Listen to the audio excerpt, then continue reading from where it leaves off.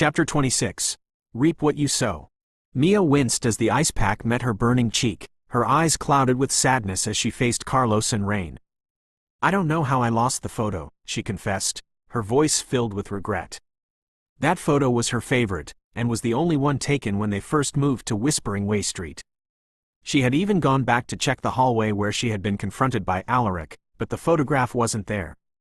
Carlos, who had just come to ask for the childhood photograph he needed to put up in the school newspapers along with Mia's other photos he'd taken, looked displeased at the knowledge that she had lost the photo. He pulled his oversized glasses up his nose. Clutching his camera tightly out of habit, he said, "Mia, you're falling behind in the voting. Diane is getting more votes. We need to win this. I hate being on the losing team, and I'd like to remind you that we have only 1 month before the event." Rain jumped to her friend's defense. "Carlos, lay off. Nagging Mia won't magically bring back the lost photograph. Let's focus on winning in a positive way. You can put her up in the school newspapers without the childhood photo. You've taken quite a lot of her photos already." Carlos sighed as he put his hands on his hips. He had chosen Mia because he knew what beauty and intelligence was when he saw one, and that was all that was needed for a person to win the crown on the day. He had willingly volunteered to be her photographer and voting coordinator because he believed she deserved it more than Diane. Besides, he wasn't doing it because of Mia Harrison, he was doing it for himself. Her victory meant his as well, and he didn't want anything to ruin his hard work. Carlos was about to speak again, but he finally noticed Mia's reddened cheek and gasped in surprise. "What happened to your face?" he asked, but before Mia could speak, he raised his camera, preparing to click a photo. "I could turn this into headlines in the school newspapers, you know, make some drama out of it." Rain glared at him as she stepped forward and blocked Mia from his camera, daring him to try. "Don't you dare, Carlos. Mia doesn't need your drama. Just focus on the competition and mind your business." He scoffed. "Her business is obviously my business now, so step aside so I can click my photo." "I'd like to see you click the photo. I will break that camera if you dare." As the two continued to argue, a freshman student approached Mia. "Hey, Mia, you're being called into Mr. Bennett's office," he informed her and left before she could question him, as he didn't want anything to do with the most hated student in Ivy Grove. Mia didn't bother herself with the student as she was already used to most of them ignoring her presence. However, knowing that Mr. Bennett must be calling her for her story project, she left Rain and Carlos to continue arguing and headed to Block 29. On her way, she recalled how he had come to her rescue in the morning, and she felt her heart warm up at the fact that he was like her guardian angel sent from the heavens. She knocked on his office door. Mr. Bennett's deep voice resonated from within the office, "Come in." Entering the office, Mia found him seated behind his desk. But this time, he wasn't busy typing on his computer like he usually did whenever she came to his office. Instead, his gray eyes fixed on her the moment she stepped inside. His expression betrayed none of his emotions as usual. He appeared nonchalant, yet undeniably handsome. She couldn't help but notice the black high-necked, long-sleeved shirt he wore, concealing his tattoos. The shirt clung to his torso, revealing the contours of his abs and toned arms. His unfazed, deep, husky voice suddenly broke the silence. "If you've had enough of staring at me, Harrison, you can sit down." A blush crept onto Mia's face at the fact that she had been caught staring at him longer than she should.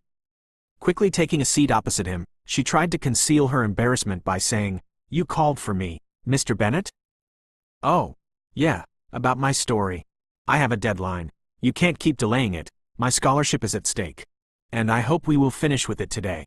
"I can't," she continued to blabber to hide her embarrassment. However, Neil just quietly watched the girl before him. He could barely hear the rest of the words she was blabbering. Now that he looked at her closely, she still looked so much like her younger self. Those large brown eyes and 2 cute dents on both cheeks, not to mention those plump lips that didn't know when to shut up when she was little. And just like then, she still blabbers to hide her feelings. He didn't know how he missed all those details when he first met her. But then, he wasn't the same as the boy he once was. It was only natural he didn't give a damn and didn't notice her resemblance to the girl his younger self once liked. Neil's gray eyes briefly lingered on her slightly reddened cheek, where she'd been hit. He noticed it wasn't as red as it was before. He then glanced at her large brown eyes one last time, a moment that felt like an eternity, before he diverted his attention, cleared his throat, and said, You don't have to publish that story you presented to me a few days ago. It might gain you recognition, but it will put you in harm's way." Mia frowned deeply. "Then what will I do now? That was my only hope at getting a good mark. We have just a few more months to finish this semester. It's already too late for me to work on another story," she said dejectedly. "I didn't say I won't give you a mark. I just said you don't have to publish it to the world," Neil reassured calmly as he began to type something on his computer, but then stopped and glanced at her. "You told me the other time that Miss Beauty without brains stole the story she published from you. Was that true?" he asked, not caring to amend the way he'd addressed Diane. Mia suppressed the laughter that threatened to roar out of her throat at how he'd addressed Diane, who believed she'd marked him as her man. If it wasn't for his serious gray eyes staring at her with so much intensity that sent cold shivers down her spine, Mia would have thought he sounded funny and would have probably laughed. But she cleared her throat and nodded her head. "Yes. I was the one who got that information." "How did you find the information?" he asked, with his eyes staring straight into her eyes as if to detect if she would lie to him. Mia would have thought he looked creepy and dangerous if he hadn't been the first person, second person, including Rain, who seemed to believe she was actually the one who got the information. She explained to him how she had followed the man in a suit to the alleyway and warehouse. She also told him how she eavesdropped on their conversation. Neil's eyes narrowed dangerously. "You must be insane, young lady," he exclaimed in a harsh whispered tone. Mia was taken aback by his sudden rage. "What? Do you have any idea what they would have done to you if they knew you followed him and eavesdropped on their conversation?" he demanded coolly, and without waiting for her reply, he answered, "They would have torn you into tiny little pieces. You wouldn't even have the chance to feel the pain of your death. You would be gone in a second." Mia knew she had risked her life by following that man, but she had done it because of her desperation to get a good story to secure her future. She hadn't even thought about the risks and the what if she had been caught. However, she still didn't regret going after him because she had unknowingly saved the lives of the people who would have been bombed in that port. "I will do it all over again if I live that day again. I don't regret it. The only regret I have now is trusting Diane with the information," she remarked honestly. Neil found himself at a loss for words for the first time. He had never known any girl like this one before him. He had thought her to be an irresponsible student, but it turned out among all the ones he'd known in this school, she was the most responsible and the most foolishly brave person he'd come to know. And he couldn't help his sudden amusement. He leaned back against his chair and asked the question that was expected of him to ask the girl who got the information: "Would you recognize any of the men if you see them again?" Mia didn't think much about his question, or try to wonder why he seemed so interested in the information. She answered, "I might recognize the one in a suit if I see him again." "Oh yeah, and the one they addressed as their boss. He had a scar that ran down his face like this." She used her finger to draw a line from her brow to her lip. It was a face she would recognize anywhere with such a sinister scar. She then continued to describe what she remembered of the man. Neil tapped his fingers on his lap. He was quiet for a while before he said, "Never let anyone know you were the one who got the information.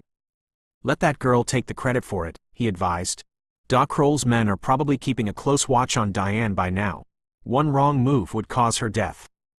If Mia continued to claim the story as hers, it would bring her no good but harm. And since Miss Beauty with no brains had decided to steal something that wasn't hers, it was only fair to let her face the consequences of it in the future. It was just like the saying, 'You will reap what you sow.'" Chapter 27. Go away. "I have no plans of claiming the story now that it is published under Diane's name," Mia replied to his advice. She had already given up on trying to prove to the school that it was her story, claiming it would only bring her more bad names and make the students hate her even more. She didn't want any trouble with anyone. She desired to graduate Ivy Grove Institute in one piece. Mia thought, as she watched Mr. Bennett nod his head and resume typing something on his computer. Mia could tell he was marking her project on the computer, as everything in Ivy Grove Institute was done on computers, including all assignment records. However, she couldn't help but admire him. She was intrigued by the seriousness in his gray eyes while he swiftly typed on the computer. The sound of the keys matched the fast beating of her own heart. His cold demeanor and nonchalant attitude were something that intrigued her even more. She couldn't help but think of characters from mafia novels, mysterious figures with hidden pasts and secrets behind a calm exterior. Whenever she looked at him, she always had a weird feeling deep down in her heart, a feeling she couldn't pinpoint. It was like she knew him, but yet she didn't. Perhaps it was because he had the color of eyes she'd been obsessed with, the eyes that inspired her to write a song as lovely as gray. Neil felt Mia's eyes on him as he typed away. He was used to people staring at him, and women throwing themselves and drooling at the sight of him. It was something he had become so accustomed to throughout the years, but whenever he was being stared at, he always couldn't hold his irritation. However, now that it was this girl staring at him, he couldn't help but wonder about the thoughts running through her mind as she looked at him. He wanted to ask her if she still remembered the boy she used to follow around and used to call Zidja instead of Xavier. But then, what difference would it make even if she remembered? He wasn't the same as that boy he used to be. Neil finally raised his head. Their eyes met briefly, and he could see a mix of interest and uncertainty on her face. "What other jobs do you do, Mr. Bennett?" The question slipped out of her mouth before Mia could reconsider. Neil paused, his long fingers hovering over the keyboard. A faint smirk appeared on his lips, and a touch of amusement gleamed in his gray eyes. "Are you curious, or is it the journalist in you kicking in?" He raised a brow.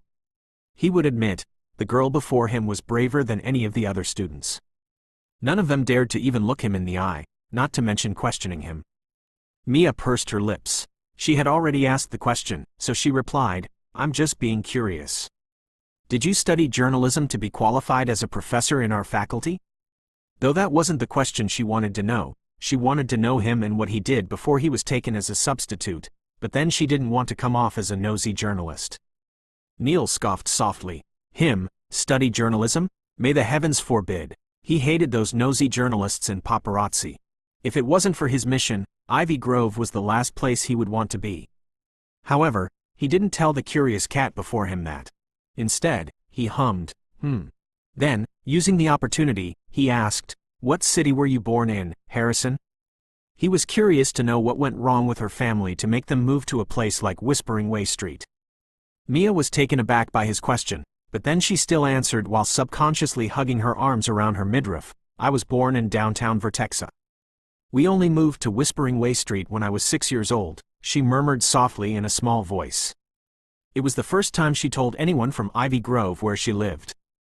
Since he had already seen her home the day he dropped her off, then she had no reason to hide it. Neil's eyebrows shot up in surprise. Vertexa was another poor town. It wasn't the place the girl he knew was from.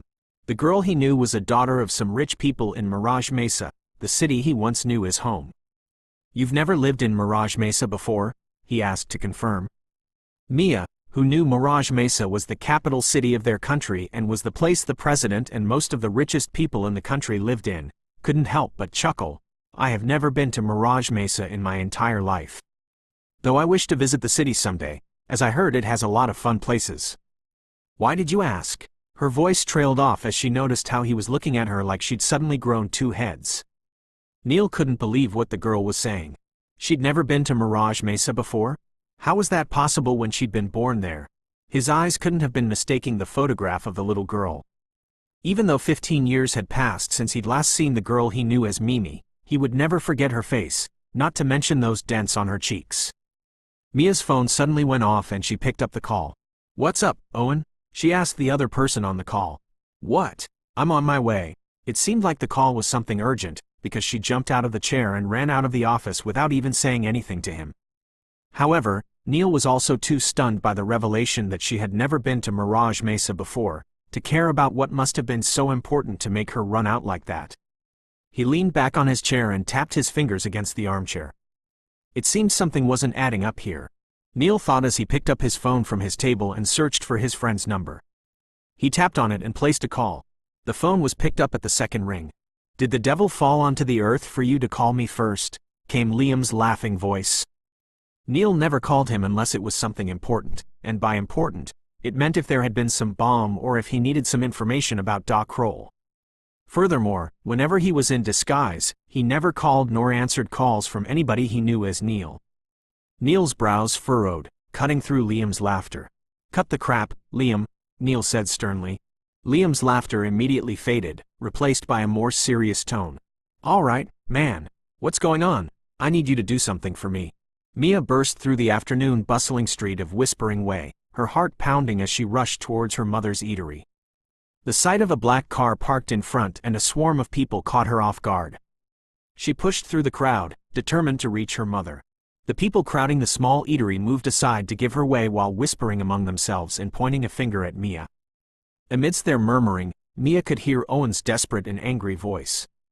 "You can't take everything away from Aunt Elizabeth. We will pay you back the money in a month." As Mia neared the entrance, she spotted two men confronting Owen, her mother seated with hands covering her face. Ignoring the whispers of bystanders, Mia entered the eatery. "What's going on here?" she asked, looking from one person to the other. One of the men who was talking to Owen turned to face her. "Miss, your mother owes the bank a considerable amount. And her payment date is due, so we're here to collect it." Owen, who looked to have also rushed back from his school, turned to Mia with frustration. "Mia, Aunt Elizabeth didn't want to worry you. She thought she could handle the matter on her own, but it seems everything went out of her hands," he explained to her. Owen had also been called by one of his friends that some men were taking out Elizabeth's things from her eatery. The Harrison family was more like his. He had rushed back as soon as possible, leaving his classes. The man who had spoken to Mia a moment ago spoke again. "We are sorry, it's either we call the cops or we sell everything you own to get back our money." Mia had seen the bank warning note days ago. However, she hadn't expected it would be due this soon. She had even seen the figures of the money her mother loaned from them. Even if they sold everything in this eatery, it wouldn't amount to that. "I'm not letting them take everything from us," she said defiantly. This eatery meant a lot to her mother. She wouldn't let them bring it down. "Give us some time and we will pay you back the full amount." Hearing Mia's words, the people outside, who did nothing but feed on gossip, began to whisper among themselves again. "That's Elizabeth's daughter. She's the reason they're in this mess. I don't know why Elizabeth's spending so much money to send her to an expensive university when, in the end, she wouldn't go anywhere but get married. Should have saved some of that school money to rebuild this eatery, instead of wasting it all on the girl's education. Yeah, I wonder what they are trying to prove by sending her to an expensive university like Ivy Grove. The family's weird. They have no man in the house. I heard from Mrs. Dennis that Elizabeth must have gotten pregnant out of wedlock and raised the girl alone. Who knows, perhaps even the girl isn't going to that expensive school to study but to screw the rich kids there for money." Mia, who heard what the women were saying about her family, couldn't help the anger that boiled in her veins. "Enough. This is my family's business. Go away." She slammed the eatery's door in their faces and closed all the windows from where some were trying to peek in to see what was happening. Chapter 28. Mia Harrison's background. After a long time of negotiation with the two men, they finally came to an agreement. If they didn't pay back the money in a month, they would lose everything, and her mother would be sued for it. When the men left, Mia's eyes were ablaze with a mixture of anger and concern as she stormed over to her mother. "Why did you take so much money from the bank, Mom?" she demanded. At first, Mia didn't want to let her mother know that she'd seen the bank warning notice, but now that things had gotten out of hand, she couldn't help but feel guilty and even more angry at her mother for lying to her that she'd already repaid the money they'd used to cover her school expenses a year ago. Furthermore, her mother hadn't told her she'd even borrowed the money from the bank until that day she'd seen the bank warning slip fall to the floor. Elizabeth looked up, her eyes filled with guilt, and tried to explain apologetically, "Mia, I did everything for you. I wanted to give you a better life, a future without struggles. I don't want a better life if it means you have to suffer like this." She yelled, her frustration building up into a mountain. Mia hated it when her mother would always do things for her but never allowed her to repay the favor by supporting the family. Not once had her mother agreed for her to get a job. Elizabeth stood up from her chair. "You deserve more than all this, Mia. And I would do anything to give you a much better life than this slum." Mia's tears streamed down her cheeks as she couldn't contain her emotions. Why couldn't her mother understand that the more she was trying to give her that better life, the more burden it was causing her daughter? Subconsciously, Mia hugged her midriff and murmured softly, "I never asked for this, Mama. I never wanted anything more than to make you happy. If I'm the cause of your misery, I'd rather quit school and get a job." Elizabeth, who always had a calm demeanor and expression, jumped at her daughter's words. "You will not do that, Mia. You will go to school and have a brighter future. I don't care about a brighter future if it means you're suffering. I'd give it all up to see you happy, Mom," she cried out, and without waiting for her mother to speak again, Mia stormed out of the eatery and headed to their house. She ran up the stairs, ignoring all the people standing and gossiping in the corridors. When she got to her room, she broke down completely and crouched down, hugging her school bag to her chest. Mia hugged her bag even more as she recalled the words of the women.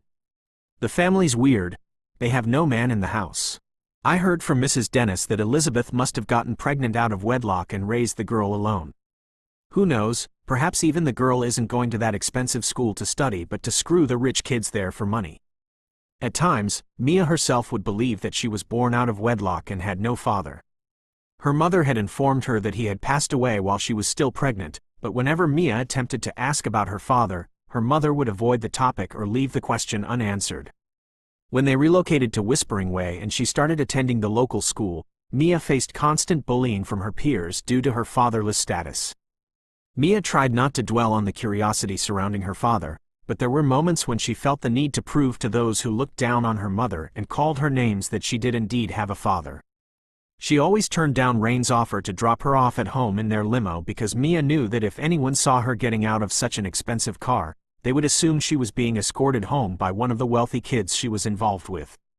Normally, Mia wouldn't care about what others said, but she was concerned about the impact it could have on her mother and her small eatery business. Mia knew how much her mother cherished the business and aspired to have her own restaurant someday. To protect her mother's reputation, Mia stayed away from anything that could harm her mother's market. And now, if the bullying continued, she would even be willing to drop out of school as long as her mother wouldn't have to bear the burden of the expenses for her school materials. However, the thought of dropping out weighed heavily on her heart. How could she abandon her education when she had a great dream to pursue once she graduated? As if under some sort of spell, Mia suddenly stood up from the floor and began rearranging her room, even though it was already tidy. To keep herself occupied, she even started moving her wardrobe to a different spot. Elizabeth walked towards her daughter's room. She slowly knocked on the door, but receiving no response, she gently pushed it open. As she stepped inside, she found Mia behind the wardrobe, attempting to rearrange it. A faint smile played on Elizabeth's lips as she thought about how her daughter's habit of organizing things when her emotions ran high would never fail to stun her. Mia would keep her hands busy either by playing guitar or organizing things until she'd be too exhausted to let her emotions control her. She heard Mia mutter a curse under her breath as the wardrobe proved challenging to move. Elizabeth approached and, without a word, joined in to help push it back against the wall.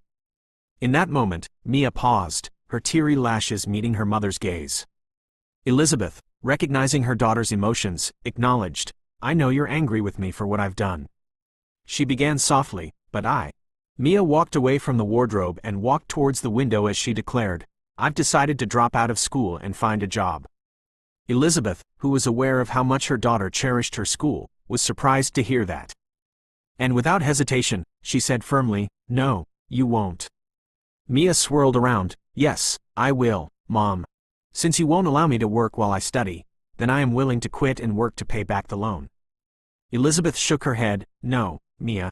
Don't do this to yourself. I can handle this, Enough, Mom." Her voice trembled with a mix of frustration and hurt as she poured out her emotions.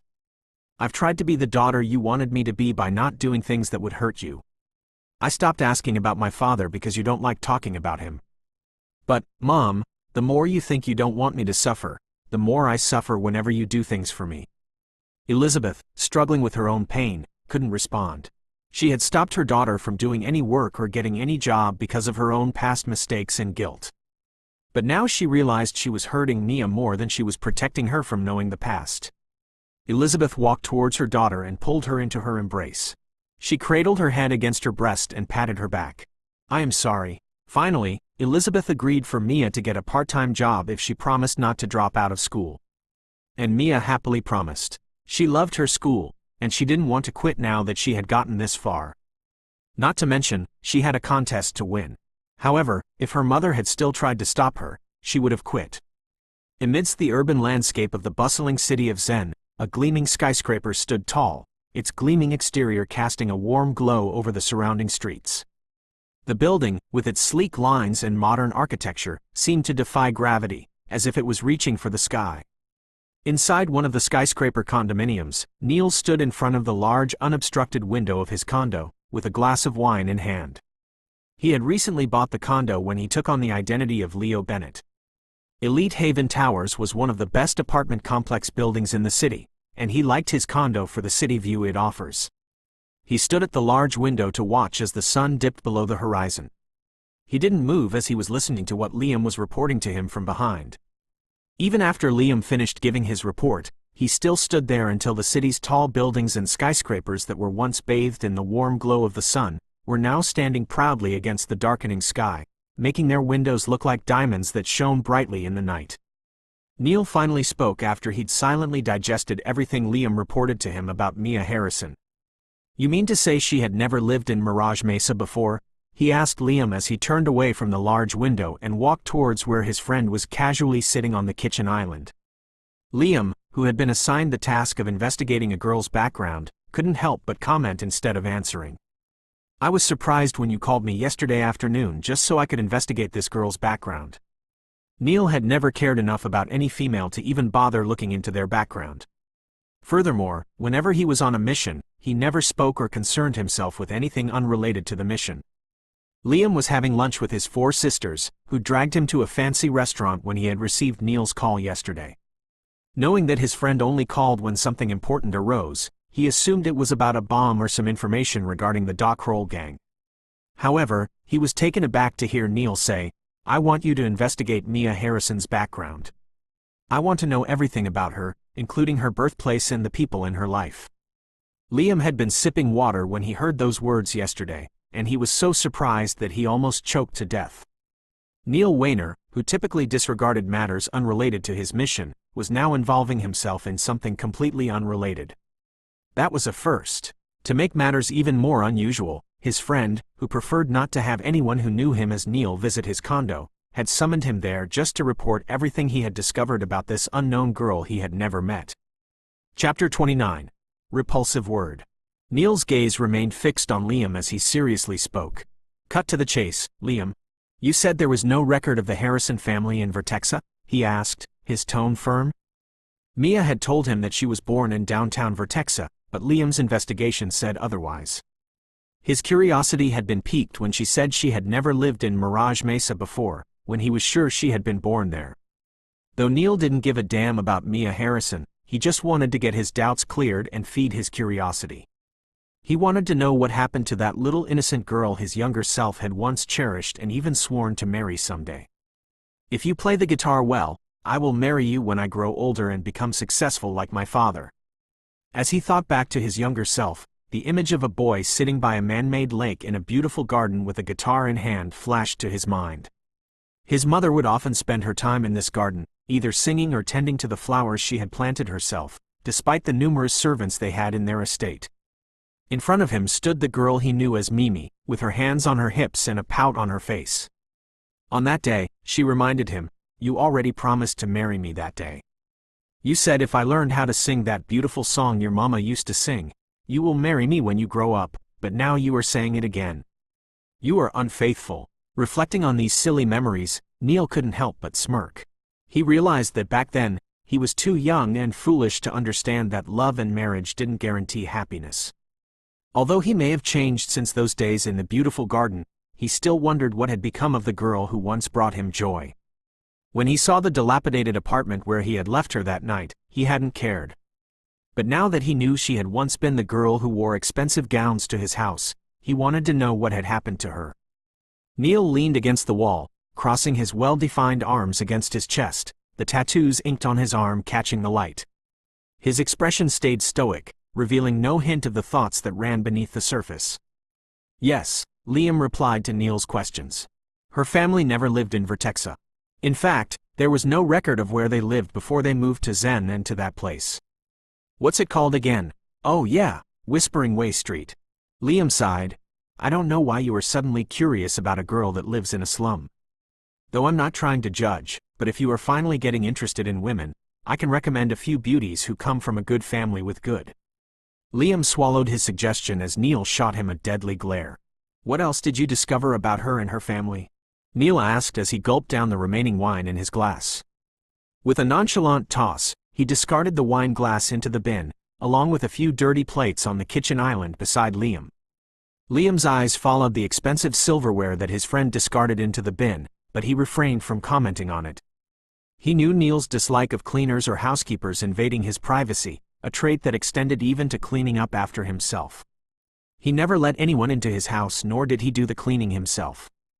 Instead, he would throw away anything dirty and buy new ones. The other time in his main mansion, Liam had watched his friend discard a whole expensive big-screen television because it was too dusty. Not to waste such an expensive thing, Liam had carried the television on his way back home and gave it away to one of the servants in their house. The poor servant had been so grateful to receive such a gift from his generous master. Shaking his head, Liam proceeded with the report on Mia Harrison. Her mother, Elizabeth, opened a small eatery when they moved to that street. No one knows what happened to her husband. She had moved there alone with her daughter 14 years ago, he said. Then, as if recalling something, he added, one of my men also discovered that Elizabeth took a huge loan to cover her daughter's school expenses and hadn't been able to pay them back. Yesterday, the people came to harass the family. Neil's attention remained unwavering as he listened, his gray eyes revealing nothing. However, he couldn't help but recall how the girl had ran out of his office yesterday afternoon. It seemed she had been called because of the harassment.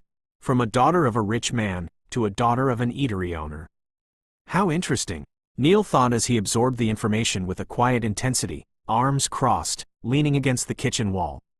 As Liam delved into Mia's history and social circles in the town she lived in, Neil pushed off the wall, unfolding his arms. Anything unusual? He monotoned, his interest masked. Liam carefully considered all the information before replying. There isn't anything noteworthy about her. She's just an ordinary girl. Considering how you suddenly became interested in her, I'm curious to meet this Mia in person. Although I have seen her picture, I doubt she is as beautiful as the picture, especially since she lives in a place like Whispering Way. Those photos must have been edited. I know. Hear me out, man. Neil's purposeful stride towards the kitchen exit indicated the end of the conversation. Liam sighed and hopped off the kitchen island, following closely behind Neil. Have you suddenly fallen in love with the girl? Is that why you want to know more about her background, you? Liam's words trailed off as Neil abruptly stopped in the living room. Neil's eyes were icy cold, and Liam felt a shiver run down his spine as Neil turned towards him. He had almost forgotten about his friend's principles. Neil's voice was strained and dark as he spoke. I'll say this one last time, Liam, never associate me with that repulsive word, love. Then, without another word, he strode up the stairs. Damn it, that was a slip of the tongue. Liam hit his head and threw himself on the couch of the living room. Mia had been trying to look for a part-time job in the city, but no one was willing to hire her for it. Ever since she'd been given permission to work, she had been happy to finally be able to help her mother, but now that no one was willing to offer a full-time student a job, she was dejected. However, she had decided to ask in the school library if they would offer her a job as a librarian. That way she would be able to study along with work. Mia took a deep breath and approached the stern woman in charge of the library. The woman was sitting behind her desk. She pulled up her glasses and eyed Mia with a hint of judgment. Good afternoon, ma'am. I was wondering if there are any opportunities to work here as a librarian? I'm really passionate about books, and I think it would be a great fit if I could get to work in the library along with my studies. As Mia expressed her interest in working as a librarian, the woman behind the desk frowned deeply, assuming Mia to be just another privileged student looking for amusement. It was well known among the students of Ivy Grove Institute that they did not offer any job opportunities to students, not for any reason but because all the students in the university came from wealthy and influential families. The woman scrutinized Mia, taking note of her modest sweater and jeans, and quickly realized that she did not belong to any influential family based on her simple attire and appearance. In a curt manner, the woman dismissed Mia, stating, "We do not hire students for library work. Ivy Grove Institute does not accommodate part-time jobs." Mia's last hope shattered, but she forced a smile and turned to leave, only to be met with Diane and her lackeys. Mia sighed. She wasn't really in the mood to deal with this spoiled young woman. She hadn't encountered Diane ever since the girl had warned her to stay away from her man. However, this morning in class, Mr. Bennett had asked a question, and Diane had eagerly stood up just to impress him. Unfortunately, the answer she gave was not correct. Mr. Bennett had sternly instructed her to sit down and refrain from raising her hand if she didn't know the correct answer. Mia, on the other hand, had raised her hand and provided the right response. Mr. Bennet had then looked at Diane and remarked, "Learn from Harrison next time." Diane felt insulted and embarrassed by those words, evident by the glare she shot at Mia. If looks could kill, Mia would have dropped dead in class. After the lesson, Mia had instructed Rain to proceed to her next class while she made her way to the library. However, it seemed that Diane had also followed her there. Diane, who had followed the plain Jane to give her another warning, had overheard Mia's conversation with the woman in charge of the library. She smirked mockingly and said, "So, our school's plain Jane is looking for work. Don't worry, I can give you a job at our place. You can be my personal maid and clean up after my crap. I'll pay you generously, what do you think?" She laughed along with her lackeys. Mia, who was not easily intimidated, responded sarcastically, "Oh, Miss Foster, I had no idea you were kind enough to offer me a job. However, I must apologize for bursting your bubble. I have no interest in working for a thief." Diane's amusement quickly vanished as Mia's retort struck a chord. Her once beautiful face contorted with anger as she invaded Mia's personal space and declared, "You may think you're clever, but it won't last. Sure, you may have voters for the contest and the praises of my heartthrob, but you will always be a nobody. And rest assured, I will put you in your rightful place soon enough. Remember my words, your time in this school won't be long." Chapter 30. The Rooftop. Mia felt overwhelmed when she couldn't find any part-time jobs at school or anywhere. Not to mention, her confrontation with Diane had annoyed her to the point she wanted to release her frustration by playing her guitar, but then she had no guitar and was still in school.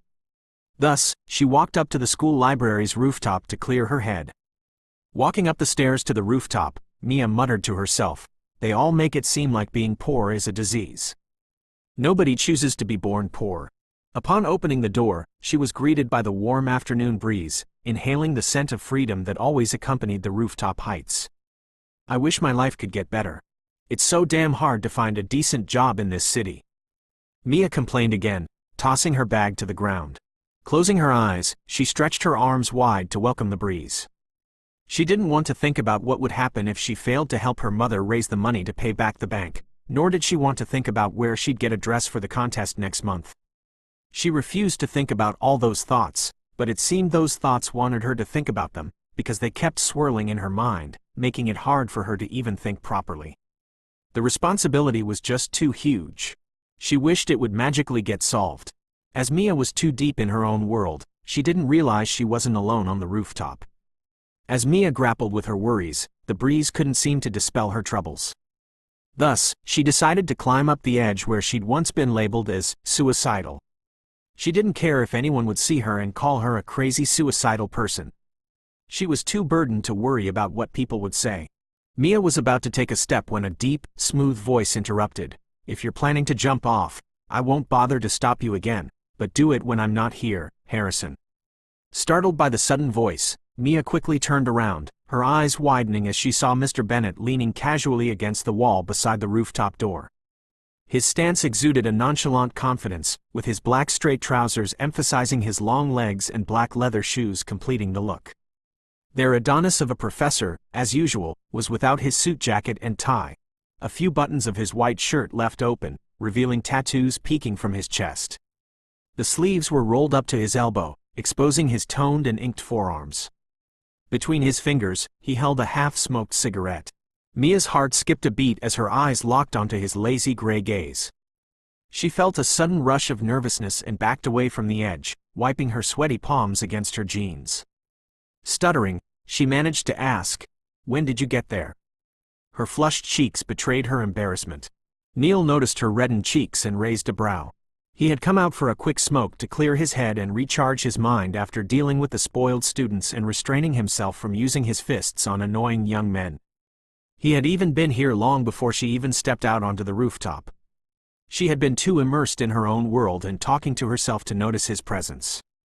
She had even almost slammed his face when she shoved the door of the rooftop open a while ago. He hadn't bothered to make his presence known because he was curious about what she came out here to do. Not until now, Neil hadn't realized she was the crazy suicidal girl he'd pulled down from that edge weeks ago.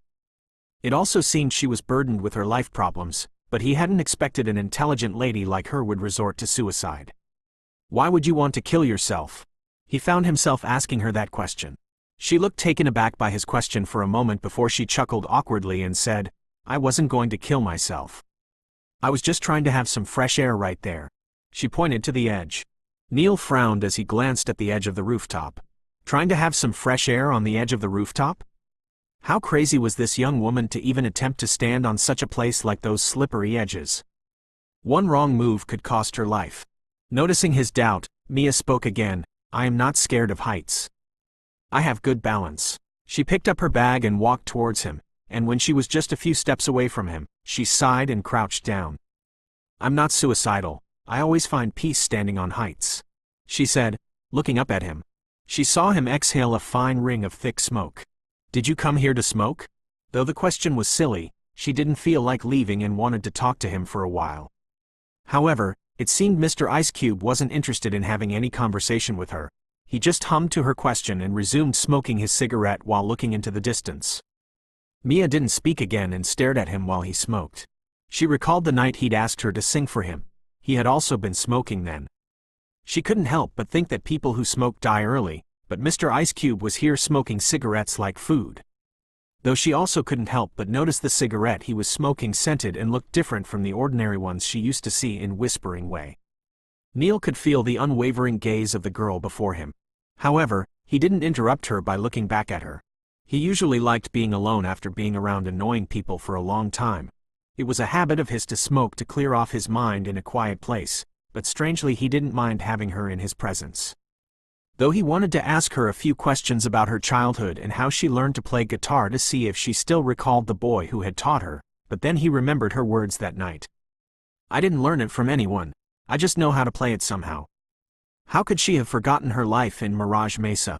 Neil thought as he recalled the information Liam had given him about Mia. She had no record in Mirage Mesa nor in Vertexa, where she claimed she'd been born. Her past life was now a mystery he wanted to know so badly. He was a man who hated not knowing things, and once he was determined to find out things, nothing could stand in his way. Mia, who was busy staring at the man before her and wondering how someone could be this handsome and dangerous at the same time, suddenly heard his deep, smooth voice ask, Have you gotten a new guitar? She quickly replied, Huh? Guitar, no, I will soon. Or never, she added in her mind. Those perverts were the reasons she had no guitar now. She also missed singing and playing, but now she had no guitar and no money to buy a new one. He hummed softly. Throwing away the butt of his cigarette, he brought out his phone and tapped a few messages on it, then sent them to Liam. He would have sent them to his assistant, but the man's phone number was lost in his head as he rarely called him to do things for him. Get me a new guitar before we meet tonight. Liam, who was busy training at the gym of his house, heard his phone ring. He wanted to ignore it as he was training, but then thought otherwise, as today was Friday and there would be a military meeting for the undercover soldiers. He took his phone while wiping away the sweat on his face with a towel. However, he stopped in his tracks as he saw the message on the screen of his phone. Liam frowned deeply. Who was this person using his friend's disguised phone number to message him? Who are you, and how dare you use Leo Bennett's phone to message me? He replied to the person. Neil would never even listen to music, not to mention buying a guitar. He had even rejected a mission that involved going to a music opera to catch a man because of his dislike for any kind of music. He didn't just dislike music, they seemed to traumatize him to the point of going pale and throwing up. He had witnessed it once. Hence, this person messaging him wasn't Neil. Neil, on the other hand, saw Liam's reply and raised a brow. He then tapped a few words on his phone keyboard. Fuck you, Liam, get me a damn guitar before tonight.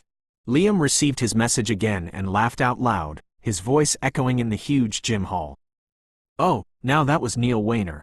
But what did he need a guitar for? Had he finally come to like music again, or was he buying the guitar to break it like he usually did to any musical instruments? What do you need a guitar for? And why should I be the one buying it? Where is your assistant? And I hope you don't forget tonight you have to be in the meeting with the rest. And let me warn you beforehand, Jason and your uncle will be there as well. Neil received the message and cursed under his breath. He had almost forgotten about the meeting. He wouldn't have minded the meeting if he wouldn't be meeting his uncle, not to mention that damn Jason. And the thought of going sent his blood boiling. He tightened his grip on his phone. Mia, who had been studying his profile, observed his darkened expression and heard him mutter a curse under his breath. The intensity of his presence was suddenly palpable from where she sat. The temperature abruptly dropped, turning the warm weather cold. He was clearly angry. Someone must have upset him on the phone, and now Mia regretted being in his company. Swallowing nervously, she began to rise from her seat, but froze when she heard his authoritative voice. "Don't go, sit down." Sit down? She didn't want to be on the receiving end of Mr. Ice Cube's anger. Fortunately, as if her prayers were answered, the door to the rooftop burst open and Rain appeared, seemingly searching for her. "There you are. I've been looking for you all over the school. You. Oh, Mr. Bennett." Rain's words halted abruptly when she noticed the professor leaning against the wall. He glared down at Rain with his cold gray eyes, as if she had interrupted something important. Then, without uttering a word to them, he left the rooftop. Mia breathed a sigh of relief after hearing his footsteps fade away down the stairs. Rain turned away from the door and glanced at her friend. "What was that about? Did I interrupt something between the two of you?" she asked, recalling the glare Mr. Bennett had directed at her moments ago.